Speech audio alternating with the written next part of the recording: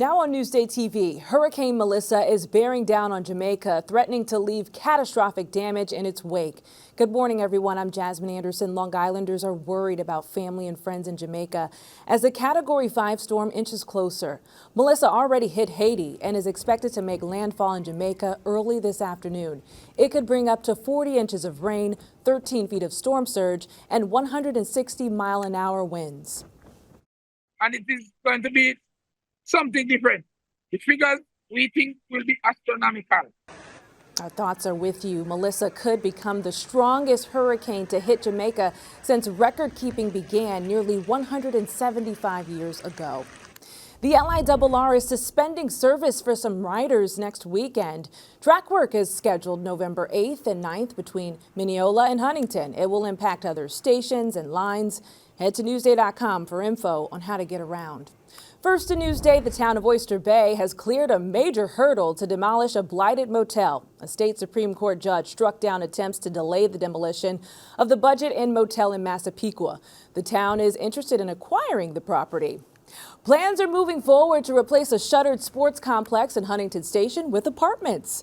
The town of Huntington's zoning board approved parking variances for the site of the former Station Sports Family Fun Center on Depot Road. Two Long Island schools are at the top of the class. Lakeville Elementary School in Great Neck and Jericho Middle School have been named among the state's best public schools by U.S. News & World Report. This is the second year they've received this recognition. Lakeville ranked 12th, Jericho 24th. Well done.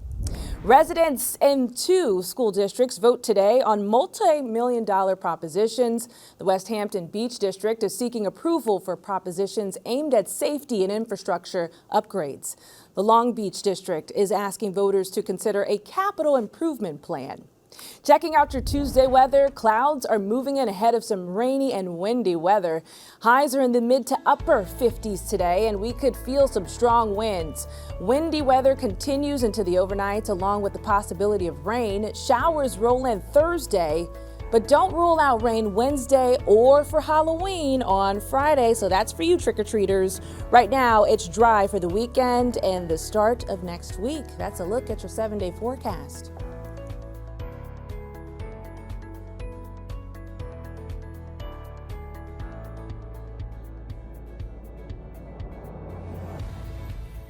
Long Island weather is brought to you by PTRC.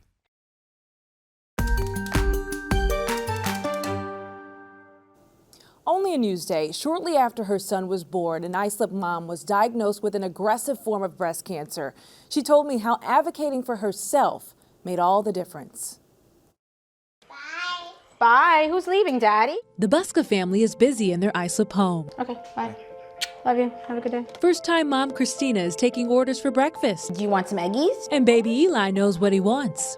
It was during this daily routine the nursing mother noticed something was off. My son was 6 months and I noticed something wasn't right in my right breast. Actually, it was closer to my collarbone. Right away, Christina got a mammogram and pushed for additional testing. You have to advocate for the sonogram because my sonogram lit up. My mammogram was clear, which is very scary. The special education teacher learned she had an aggressive form of breast cancer at age 35, known as triple negative. You associate tiredness with being a mom. Like, you don't think it's cancer related. Christina is not alone. The American Cancer Society says breast cancer rates are rising among women younger than 50.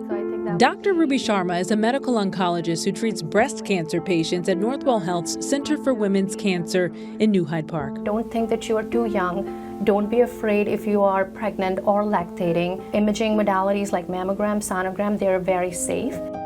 Motivators like these pink boxing gloves would help Christina fight through treatment. Her first day of chemo, January 29, 2025. I was like, there is not going to be a day that I let this win. And I said to my mom as we were walking out of one of my first appointments, don't ever bring that wheelchair. She knocked out 16 rounds of chemotherapy at Memorial Sloan Kettering, and 3 weeks later, she had a double mastectomy.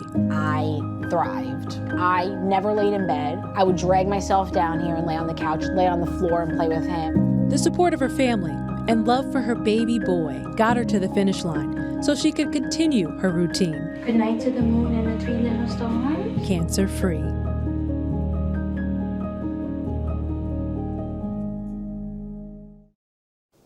Christina, we are rooting for you. See more exclusive content like this on Newsday.com. Click Get More below the Newsday TV video box.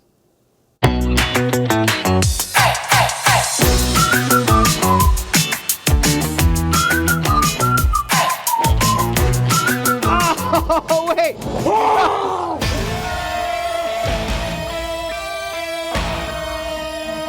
Before we get to that,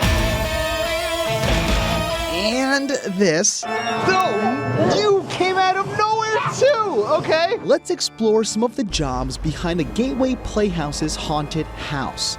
So, without further ado, grab your treats, we're going tricking. First, let's meet Managing Director Paul Allen. I oversee everything in its entirety because there's so many other parts to it, how security works, how concession works, how the hot chocolate stand works, you know, the ins and outs, the patrons coming in and out. There's hundreds of people that come through the haunted house every evening. And what attracts the hundreds of frightful fans a night? Well, some say it's the more than 60 actors which are all assigned a specific role. You are mentally deranged and physically altered in some way. Or could it be the fashion? In fact, let's talk costumes. There's a bunch of us that sit down basically at a big meeting and we go through character by character. Janine Loesch says each costume must serve a purpose and serve its performer. We decide what the characters are going to be, and then we build the costumes based off that information. And what's an outfit without a little makeup? Well, in the dungeon, Dustin Lawson is in charge and needs to work fast. Between 60 to 80 actors a night, in about 10 to 15 minute makeup slots a piece. Think on your feet pretty quickly, and if something goes wrong, fix it in the moment and just keep going. So let's see if we're ready to spook. Assigned role? Check. Costume and makeup? Check. Motivation? I'm always looking to give people like the perfect scare. Check. Now that we have all our haunts in a row, we need one more thing. A motivational team pep talk before the scares begin. Distract and scare, distract and scare. Okay, it is time to see all this work in action. Now wish me luck, should be fun. Oh my God, I thought there was somebody behind me and there was. No, you came out of nowhere too. It's the worst. Towards the screaming, not towards the screaming. Their faces are everywhere. Which way do I go? I am a grown man inching my way through walking. You know, between the screams, I noticed it takes a lot more heart than haunt to bring this large production to life. I think the most important part to make this job work would be to have the passion to do what I do, to love the theater, to love the haunted house, to love the people that are working here and making it all happen. Because when it all does come together, it truly provides people the worst night of their lives. I am totally ready to duck out now. Okay, still behind me, still behind me. Ken Boofa, Newsday TV. See, Ken, I was hoping you had the whole mask on, maybe, I wanted you to be a part of the mix, but this is cool too to see you scared. See more LI Work stories on Newsday.com. Click Get More below the Newsday TV video box.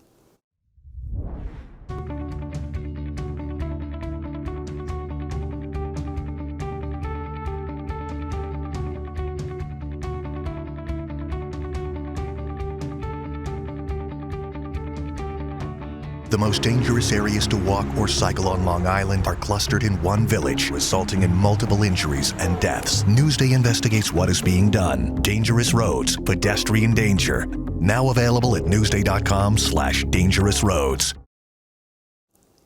See more on these stories on Newsday.com and watch us streaming anytime on Local Now, YouTube, and the other services you see right here. I'm Jasmine Anderson. More local news coming up.